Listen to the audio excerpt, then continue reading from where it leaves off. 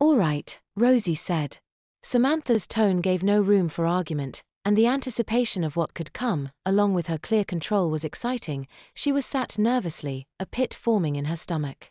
What did Samantha have planned? Samantha left and closed the door. After a moment she heard footsteps in the hallway. Wait, she thought, how many are there? Suddenly her nervousness turned to pure anxiety, even fear. How many people were there? She didn't know there was more than one, she hadn't agreed to that. She opened her mouth to argue, but was interrupted as the door burst open, and Samantha stood in, followed by two other girls, each holding articles of clothing. Rosie didn't have time to fully process what was happening before they had grabbed her. Hey, what are? No, she said as her shirt was forcibly removed. She had agreed to be submissive, but this sudden invasion of her privacy was still shocking. She struggled, but was held tight, and felt her arms being pulled into a pair of sleeves. She barely had a chance to comprehend what was happening before she realized she was being tied into a straitjacket. Her arms were pulled behind her and secured. Hey, I said. She was silenced as something was shoved into her mouth. She gagged at the bitter taste, and realized it was a bar of soap. Samantha was moving it back and forth as the other girls strapped her arms behind her back. Her mouth filled with creamy white foam as she shoved the bar into her mouth again and again. There, that will wash out any more naughty words, Samantha said. She then took the bar out. Rosie gasped, and the foam dribbled down her face. She tried to speak, but found her mouth was filled again. This time it was a pacifier that was tied into place behind her head. It filled her mouth completely to her throat, forcing her to swallow the rest of the soap, and turning her protests into incomprehensible mumbles. What was that? Samantha said. Something you don't like? Well, just tell me, and I'll be sure to stop, she laughed, and Rosie glared. Now that she was tied and silenced, the Samantha's two friends lifted Rosie's feet into the air, forcing her to her back on the couch. Rosie tried to kick and pull herself away. She shouted at a sudden, sharp pain on her backside. She looked to see Samantha standing over her with a long black paddle.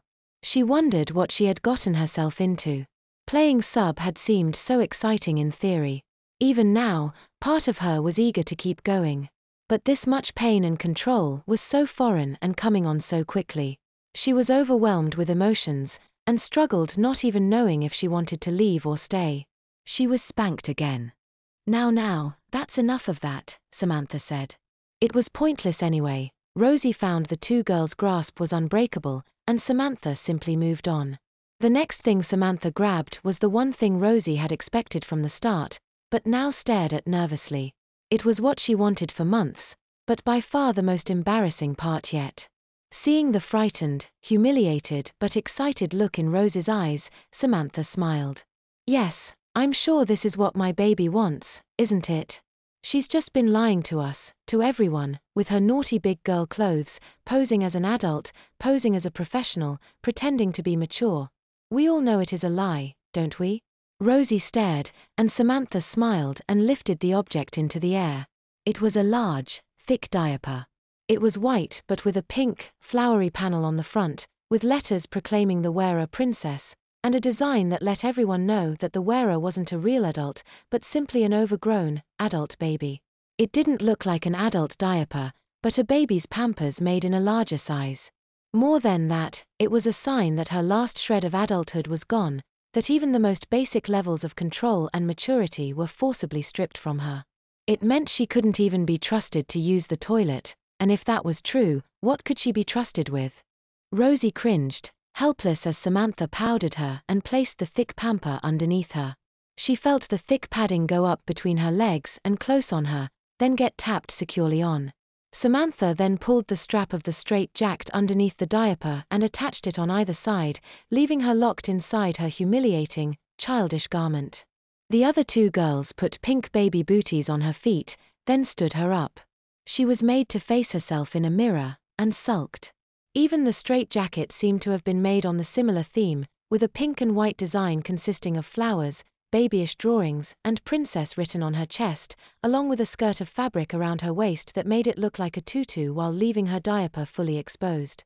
She thought of her own image of herself serene, powerful, in control, and tried to compare it to the baby she saw staring at her in the mirror.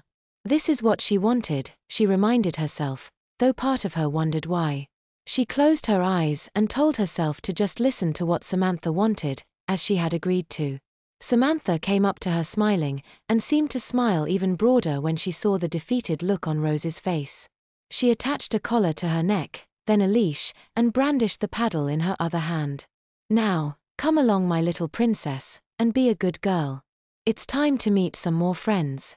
Friends? Rosie thought. There were more people. She tried to pull away, but was forced forward by the leash, and the pacifier turned any argument into mumbles. What's that? Remember, if you don't like something, just tell me, Samantha said, then laughed. Rosie simply followed. The abnormal bulk of her diaper felt odd between her legs, and made her waddle. Rosie had tried the thickest adult diapers she could find, but this was still a surprise. The only thing she could think of was Snuggie's waddles made with a custom design, but that still didn't seem to cut it. Perhaps Waddler's with a thickening pad, she thought. Whatever it was clearly designed to be intrusive, and it worked. The strap of the straight jacket added to the feeling, making it feel thicker and stiffer and pressing it against her. The diaper crinkled loudly, and was hot and heavy, but at the same time soft and, in a way, comfortable. Rosie was pulled into the living room, which was now full of people. They all cheered and laughed at once as she entered, blushing. Some were people she had seen before, acquaintances from work or people she had run into, but most were strangers. There even seemed to be other fetishists there, a woman in a black leather full bodysuit held on a leash by a man in a suit, a blonde-haired boy who sat whimpering on a woman's lap while wearing a diaper and dress and suckling a pacifier, a girl in a bunny outfit with ears, and others. The attention, however, was all directed at Rosie. "Oh, she's so cute," a stranger proclaimed. "Yes, I agree. She was an excellent choice. Just look at her blush.